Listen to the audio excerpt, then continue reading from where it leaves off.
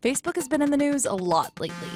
The data of as many as 87 million of its users may have been improperly shared with Cambridge Analytica. The board of Cambridge Analytica has announced today it has suspended CEO Alexander Nix. Overall, I would say that we're going through a broader philosophical shift in how we approach our responsibility as a company. Unlike past incidents over data privacy and fake news, investors and consumers seem to finally be taking note. In the aftermath, Mark Zuckerberg has been repeating the same refrain. He and the company didn't take a broad enough view of what our responsibility is.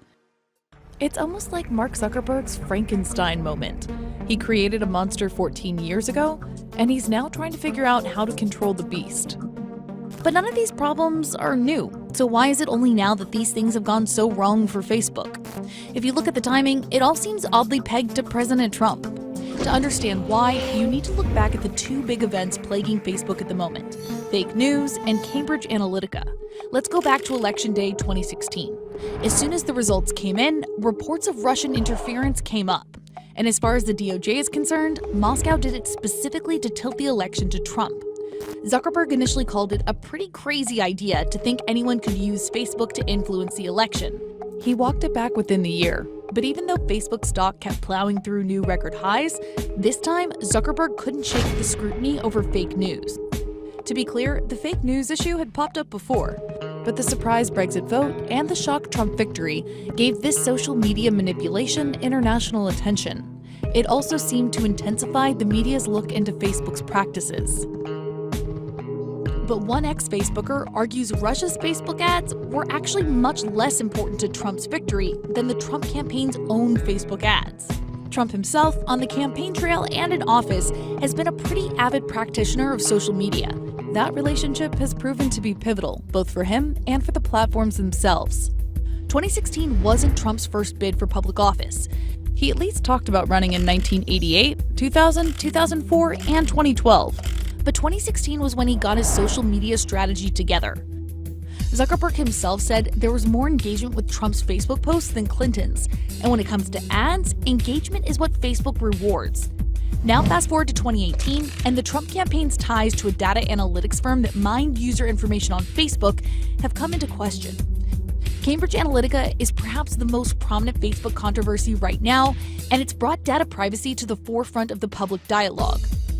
Back in 2013, a Cambridge University researcher made an app called This Is Your Digital Life. More than 270,000 Facebook users took the quiz, thinking that any information the quiz gathered would be used for academic research.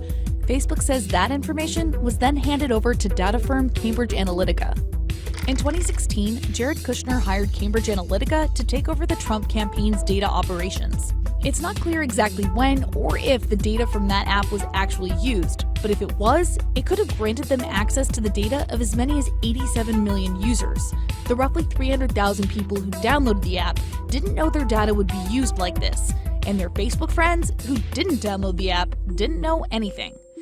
But keep in mind, since 2012, Facebook has been advertising the fact that it's the perfect place for candidates to access voters. Plus, this isn't the first time a presidential hopeful has scraped Facebook for voter data.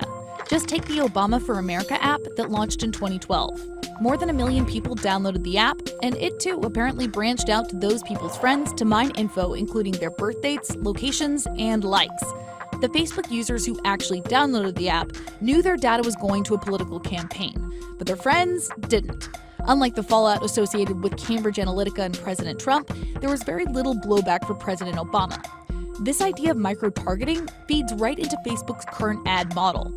It's always been one of the big ways Facebook makes money. Facebook's business model relies on user data to build algorithms to sell advertising, which ultimately keeps the platform free for users. We have different forms of opt-out. We don't have an opt-out at the highest level. That would be a paid product. So data is their business model. But a big difference now appears to be that the data in question is tied to a president whom a lot of people just don't like. For now, the company is still sticking to the data-driven model, but Facebook's recent Trump-tied scandals have brought about some change.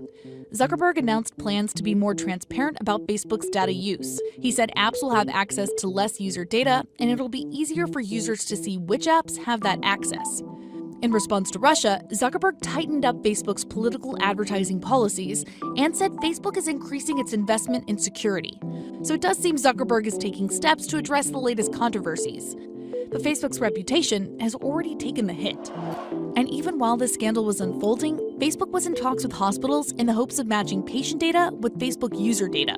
To some people, that kind of access is expected, but to others, it struck a nerve.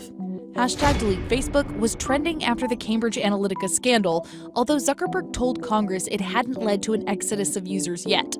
The fact remains, for a good portion of the country, Facebook is how people get their news. And that's brought new relevance and urgency to the one big question that's been plaguing Facebook for years. Is it a platform or a publisher? The company would say platform, and technically, they're right. Well, sort of. There's a section in the 1996 Communications Decency Act that reads, "No provider or user of an interactive computer service shall be treated as the publisher or speaker of any information provided by another information content provider."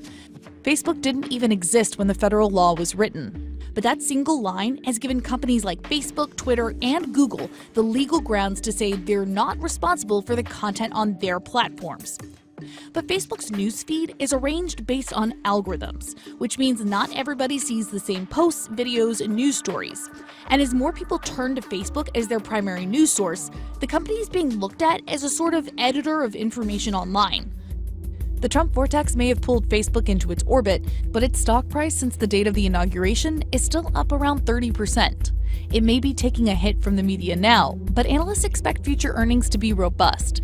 And it's going to prove one thing: advertisers have nowhere else to go, meaning that Facebook, along with the other big tech ad companies like Google, may join the list of too big to fail.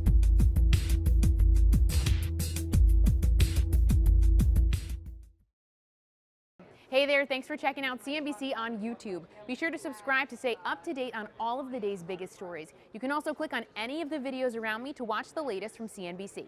Thanks for watching.